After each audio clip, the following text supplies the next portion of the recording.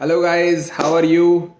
Guys, we have heard a lot ki I don't have much time. I'm busy in March closing. I'm busy in closing my books of accounts. We all have heard that from accounts person. So it's March already. What are your plans for closing? Along with your plan, I too have made a checklist for GST compliances. So I have divided the to-do tasks into four categories. Number one is compliance work list. Number two is input tax credit work list. Number three, reconciliation work list. Number four, law related work list. Let's see each of them in detail. So number one, compliance related tasks. Number one is GST RC. Top 5 commodities or services provided by the businesses must be entered in GST RC. So just check out in case of any missing items you need to update in GST RC. Second, ITC with e-invoice. You must be aware that ITC is not eligible in case you do not have e-invoice. So just check out your all invoices. Do you have all the invoices properly? Third, invoicing. From 1st April 2021, you need to use a new or unique series for issuing invoice. If you are using the same series, then there must be chances that GST portal will show an error that this invoice is already uploaded.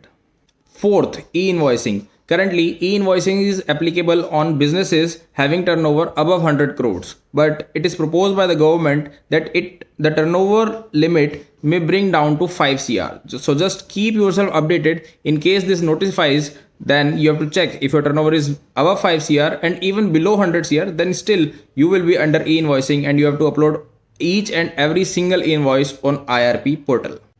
Fifth, QR code. In case your turnover is more than 500 crores, then you have to issue QR code on each single B2C invoice. Sixth, HSN code.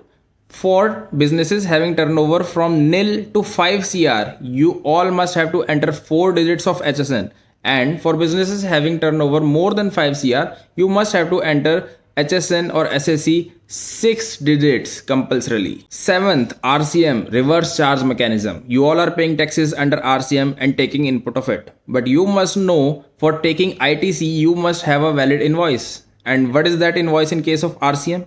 That is your self invoice. You have to generate self GST invoice in case of reverse charge mechanism and take ITC then only. Part B, ITC related tasks. So first one is 180-day rule. You need to check all your creditors that whether you have paid them within 180 days or not. If not, then you have to reverse the ITC being taken on those invoices and also pay that along with interest at the rate of 24%.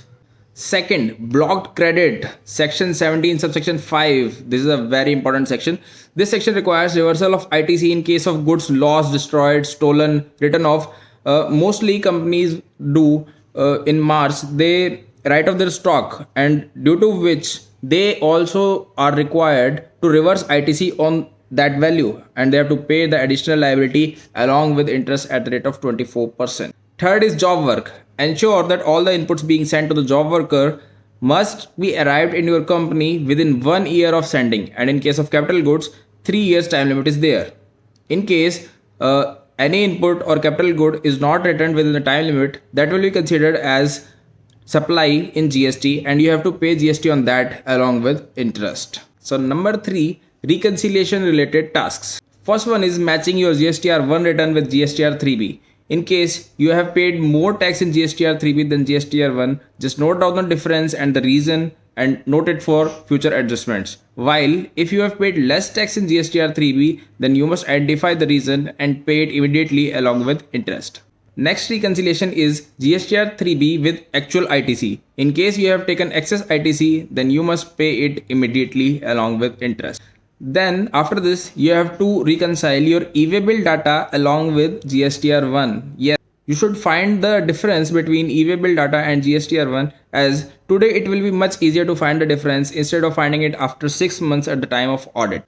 Next comes with GST ledgers, that is credit ledger, cash ledger and liability ledger. You must match those balances along with your books of accounts. After this, the reconciliation of GSTR two-way along with purchase invoices. You must check that each and every invoice must be uploaded by the supplier and is reflecting on your GSTR 2A. In case there is any difference, you must communicate with the taxpayer, with your supplier, and ask them to upload the invoice on portal urgently. And the last RICO you have to prepare is B2B versus B2C sales. You must check that each invoice of B2B is uploaded in B2B transactions, and each invoice of B2C you must have uploaded in B2C transactions. Let's suppose you have uploaded a B2B invoice in B2C invoice, then what will happen? आपने किसी party का B2B invoice काटा लेकिन उसको BTC में चढ़ाया, तो सामने वाली पार्टी को इनपुट नहीं मिला, और सामने वाली पार्टी को अगर इनपुट नहीं मिलेगा तो वो आपसे ही चार्ज करेंगे. बड़े बड़े इन्वॉइसेस होते हैं बड़ी बड़ी कंपनीज में. किसी का इन्वॉइस अगर 50 लाख या 1 करोड़ का है, उस पर 10-15 लाख का GST है. अगर वो आपसे चढ़ना छूट गया तो क्या होगा? आपको 15-16 लाख का अलॉन्ग विद इंटरेस्ट सीधा सीधा नुकसान है. So you must check B2B and B2C invoices. So our last checklist is GST law related checklist, in which first one is expense. What we all do in March, we will put provision of expenses like audit fees or some insurance or these things. So you must check whether RCM is applicable on those provisions or not. Yes, then you must pay RCM on it. Second is letter of undertaking. You must ensure that you have applied for LUT for financial year 2021 to 2022.